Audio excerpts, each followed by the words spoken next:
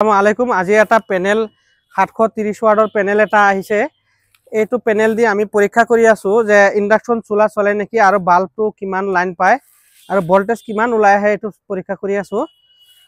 আমি এতিয়া পেনেলৰ কানেকশনটো কৰি ৰেডি ৰাখিছো, নহলে ভিডিওটো দীঘল হৈ যাব।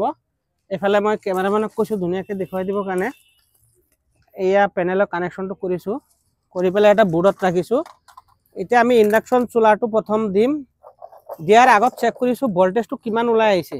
এটা আবেলি হৈ গল, এটা আপোনাৰ ঘড়ী টাইম কিমান বাজিছে,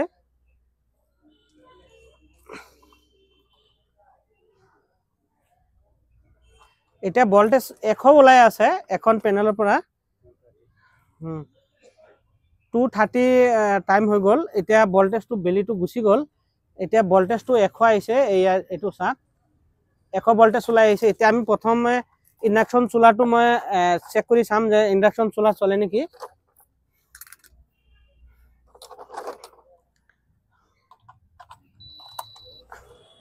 ইন্ডাকশন চুলাটো দিলো, ৰাউন্ড হৈ গল। এতিয়া আমি চচপেন বহালো। ভোল্টেজটো অলপ কম কাৰণে মানে তে ওয়াৰ্কিং কৰি আছে। মই ক্যামেৰামেনক কম ধুনীয়াকৈ দেখুৱাই দিব কাৰণে। এতিয়া দুখন পেনেল হলে ধুনীয়াকৈ চলি যাব। এতিয়া এখন পেনেলত মানে ৰাউন্ড কৰি আছে।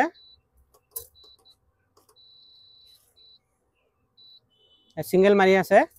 এটা বাল্বটো চাম কিমান 100 ওয়াটৰ যেটো বাল্ব আছে, তিনিখন বাল্ব আমি কানেকশন কৰিছো ইয়াতে মানে দেখাবৰ কাৰণে।